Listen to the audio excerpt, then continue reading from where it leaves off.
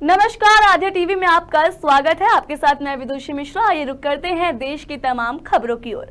खबर चैनपुर से है, जहां कैमूर के नवपद स्थापित जिलाधिकारी सुनील कुमार ने अपने कार्यभार ग्रहण के दूसरे दिन ही प्रशासनिक सक्रियता दिखाते हुए चैनपुर प्रखंड और अंचल कार्यालय का औचक निरीक्षण किया। ये निरीक्षण भारतमाला परियोजना के साइट विजिट से लौटते समय किया गया। निरीक्षण के दौरान कई कार्यालयों में कर्मी अनुपस्थित मिले। बीडीओ, अंचल, मनरेगा और सीडीपीओ कार्यालयों में कुल 23 कर्मचारी ड्यूटी से नदारद थे।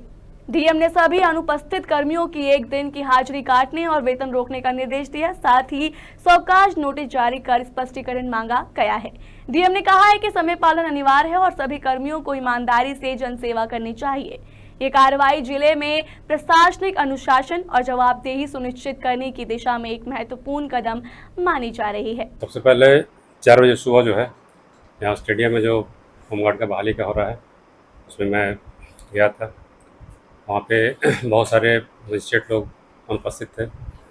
उसके बारे में जो वहाँ कमांडेंट थे उनको निर्देश दिया गया कि जैसे जिनकी भी ड्यूटी है वो आते हैं तो सबसे पहले अपना अटेंडेंस बनाएंगे और 10 मिनट तक आप रखिए, 4 बजे से लेकर 4:10 तक।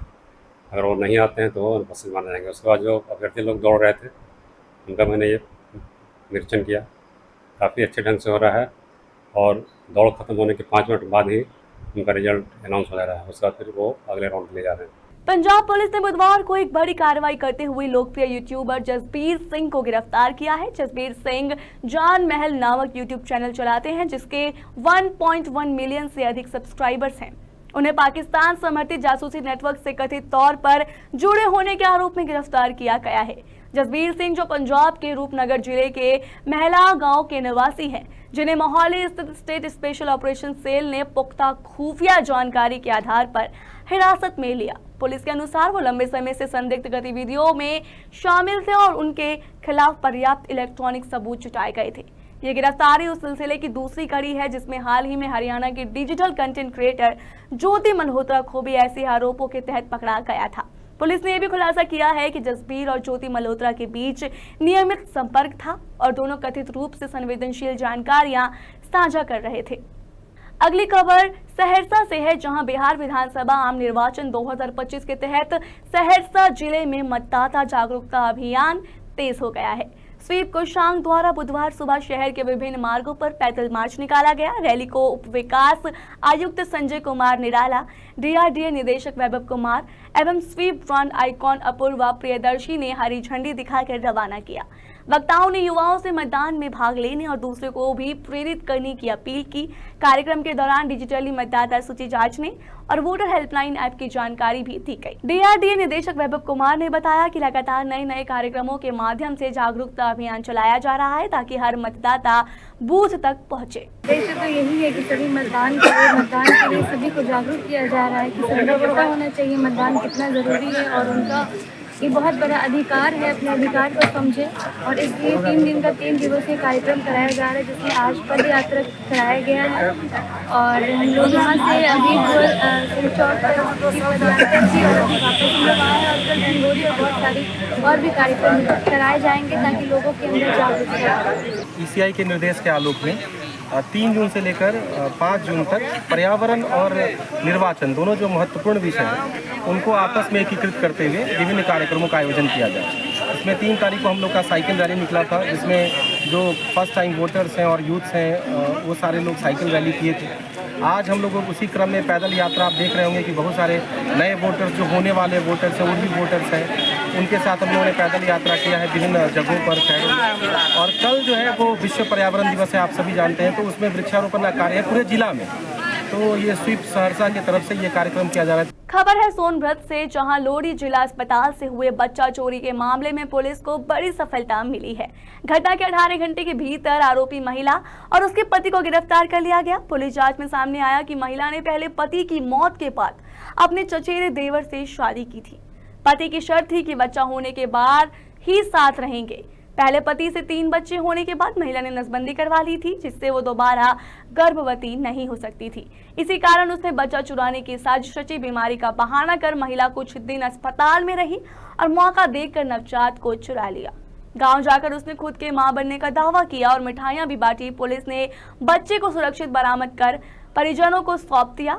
फिलहाल मामले की जांच अन्य पहलुओं पर भी जारी है। कल सुबह 8:30 बजे के आसपास लोढ़ी स्थित जिला अस्पताल से एक नवजात शिशु चोरी हो गया था, तो उसकी सूचना थाना रॉबर्ट्सगंज में मिली थी। तदनुसार रॉबर्ट्सगंज में सुसंगत धाराओं में अभियोग पंजीकृत करते हुए नवजात शिशु की बरामदगी के संबंध में 4 टीमों का गठन किया गया था। चारों टीमों ने अथक प्रयास किया। रात में सीसीटीवी कैमरे देखे, बहुत प्रयास किया। बाद में इस पूरे जांच और इन्वेस्टिगेशन में थाना प्रभारी रामपुर बरकुनिया भी इसमें शामिल हुए और इन लोगों के अथक प्रयास से सुबह लगभग 10 बजे के आसपास हम लोगों ने रामपुर बरकुनिया गांव अंतर्गत रामपुर में बच्चे को हम लोगों ने बरामद किया। खबर इटावा से है, जहां पुलिस को एक बड़ी सफलता हाथ लगी है। सिविल लाइन थाना पुलिस और एसओजी सर्विलांस टीम ने एक ऐसे बाइक चोर गिरोह का पर्दाफाश किया है जो इटावा समेत आसपास के जिलों में मोटरसाइकिल चोरी की घटनाओं को अंजाम देता था। पुलिस ने गिरोह के 4 सदस्यों को गिरफ्तार कर उनके कब्जे में से 15 चोरी की गई बाइक बरामद की है। पूछताछ में आरोपियों ने बताया कि वो चोरी की बाइक भिंड मध्य प्रदेश में बेचने जा रहे थे। इन बाइक चोरों ने 15 बाइक चोरी कर वन विभाग पोस्ट के पास एक खंडर में छिपा रखी थी। पुलिस ने दोनों अन्य आरोपियों को भी वहां से गिरफ्तार कर लिया और बाइक बरामद कर ली है। आरोपी ने बताया कि वो बाइक चुराने के बाद उन्हें दूसरे राज्यों में ले जाते थे। वहां उन पर फर्जी नंबर प्लेट लगाकर रंग रूप बदल कर चेसिस नंबर खुरच कर पार्ट्स काट कर उन्हें बेच देते थे। जोन और रेंज स्तर के वरिष्ठ अधिकारियों के निर्देश पे लगातार चेकिंग जनपद इटावा में की जाती है। इसी क्रम में वरिष्ठ पुलिस अधीक्षक द्वारा कल रात एक विशेष अभियान चला करके मुख्य चौराहों पे और जो आउटर स्कर्ट के एरियाज थे वहाँ चेकिंग की जा रही थी। इसमें सिविल लाइन्स और एसओजी की टीम द्वारा चेकिंग की जा रही थी। एक टिप प्राप्त हुई देर रात लोगों को, जिसपे सिविल लाइन्स और एसओजी की टीम ने तत्काल काम किया और 2 चोरी की मोटरसाइकिलों के साथ 2 अभियुक्त हमने तत्काल उस समय गिरफ्तार किया। इन लोगों ने सुमित उर्फ लुक्का और सीलू। मध्य प्रदेश के झाबुआ जिले में मंगलवार देर रात थांदला झाबुआ रोड पर एक दर्दनाक हादसा हुआ। एक तेज रफ्तार ट्राला इको कार पर पलट गया, जिससे 2 परिवारों के 9 लोगों की मौके पर ही मौत हो गई। मृतकों में 4 बच्चे, 3 महिलाएं और 2 पुरुष शामिल है। सभी झाबुआ के भावपुरा गांव में शादी से लौट रहे थे। हादसा सजेली रेलवे फाटक के पास निर्माणाधीन पुल के पास हुआ। ट्राले के नीचे दबी कार में कुल 11 लोग सवार थे। 19 वर्षीय पायल और 5 साल का आशु गंभीर रूप से घायल है और थांदला सिविल अस्पताल में भर्ती है। पुलिस के अनुसार हादसे के बाद ट्राले का चालक मौके से फरार हो गया। ट्राला जब्त कर लिया गया है और अज्ञात चालक के खिलाफ केस दर्ज कर उसकी तलाश जारी है। उत्तर प्रदेश के आगरा जिले में मंगलवार को दर्दनाक हादसा हुआ, जहां यमुना नदी में नहाने गई एक ही परिवार की 6 लड़कियां डूब गई। पहले 4 की मौके पर मौत हुई, जबकि 2 ने अस्पताल में इलाज के दौरान दम तोड़ दिया। मृतकों में 3 सगी बहनें, एक चचेरी, एक मौसेरी और एक रिश्तेदार थी। खास बात ये रही कि मृतक मुस्कान की अगले हफ्ते शादी थी। घटना से पहले लड़कियां रील बना रही थी और मस्ती कर रही थी, तभी अचानक गहरे पानी में चली गईं और डूबने लगी। आसपास के लोगों ने शोर सुनकर पुलिस को सूचना दी। गोताखोरों की मदद से रेस्क्यू ऑपरेशन चला, लेकिन सभी की जान नहीं बच सकी। इस हृदय विदारक हादसे के बाद गांव में मातम पसरा है। जिस घर में बारात आने वाली थी, अब वहां जनाजे उठे, हराकनामे और परिवार बेसुध है। आगरा डीएम ने पीड़ित परिवारों को 4-4 लाख रुपए की आर्थिक सहायता का ऐलान किया है। मुख्यमंत्री योगी आदित्यनाथ ने भी दुख जताते हुए प्रशासन को हर संभव मदद देने के निर्देश दिए हैं। हादसे से पहले का वीडियो भी वायरल हो रहा है, जिसमें सभी लड़कियां मुस्कुराती दिख रही हैं, लेकिन कुछ ही पलों में सब कुछ बदल गया। अगली खबर बिजनौर से है, जहां थाना हल्दौर क्षेत्र के गांव खासपुर के पास एक तेज रफ्तार रोडवेज बस अनियंत्रित होकर सड़क किनारे खाई में जा गिरी। हादसे के बाद यात्रियों में अफरा तफरी मच गई, लेकिन सभी यात्री सुरक्षित हैं। ड्राइवर को मामूली चोटें आई हैं। समय रहते बस रुकने से बड़ा हादसा टल गया।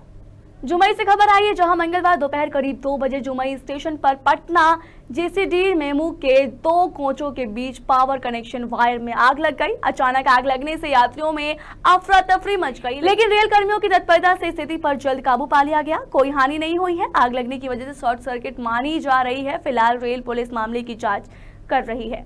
अगली खबर महोबा से है, जहां बुधवार सुबह दर्दनाक सड़क हादसे में पति पत्नी की मौत हो गई, जबकि मृतक की बहन और जीजा गंभीर रूप से घायल हो गई। यह हादसा केमाहा गांव के पास कानपुर सागर हाईवे पर हुआ, जब तेज रफ्तार ऑटो कार अनियंत्रित होकर पेड़ से टकरा गई। मध्य प्रदेश के छतरपुर निवासी सतीश खरे अपनी पत्नी रश्मि खरे, बहन संगीता और जीजा रमाकांत के साथ चित्रकूट दर्शन कर लौट रहे थे। बताया जा रहा है कि सतीश खुद गाड़ी चला रहे थे और उनकी झपकी आने से यह हादसा हुआ। सतीश की मौके पर ही मौत हो गई, जबकि रश्मि ने इलाज के दौरान दम तोड़ा। अन्य दोनों को गंभीर हालत में हायर सेंटर रेफर किया गया है। आज की बुलेटिन में फिलहाल इतना ही। ऐसी और तमाम खबरों के लिए बने रहिए हमारे साथ।